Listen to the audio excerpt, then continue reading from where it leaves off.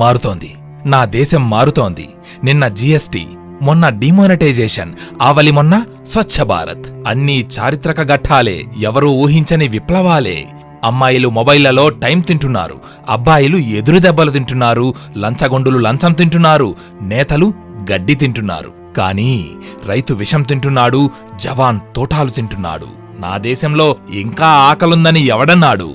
మారుతోంది, నా దేశం మారుతోంది. ఇక్కడ చీపురు పట్టినోడు ఢిల్లీకి సీఎం కాగలడు, చాయ్ అమ్మినోడు దేశానికి పీఎం కాగలడు. డిగ్రీలు, డిప్లొమా చేసినోళ్లంతా ఫేస్బుక్, వాట్సాపుల్లో బిజీగా ఉంటారు. ఇంకా నా దేశంలో నిరుద్యోగం ఎక్కడుంది?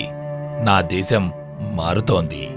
జపాన్ వాళ్ళు 7Gకి ట్రయల్ చేస్తున్నారు, మరి మనోళ్లంతా 11 గ్రూపుల్లోకి దేవుడి సందేశాన్ని ఫార్వర్డ్ చేసి ఫ్రీ రీఛార్జీ కోసం ఎదురుచూస్తున్నారు.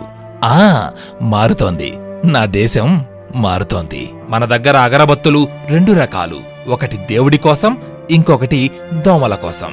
కాని వాటి వాసనకి దేవుడూ రాడు, దోమలు పోవు. మారుతోంది, నా దేశం మారుతోంది. కడుపు మాడిపోతోంది, అయినా యోగా చేయిస్తున్నారు.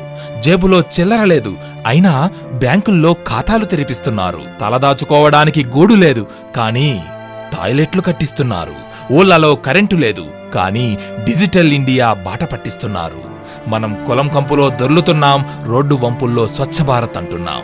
మన గోవులు హైవేల మీద చస్తున్నాయి, మనోళ్లు గోరక్షణ కోసం చంపుతున్నారు.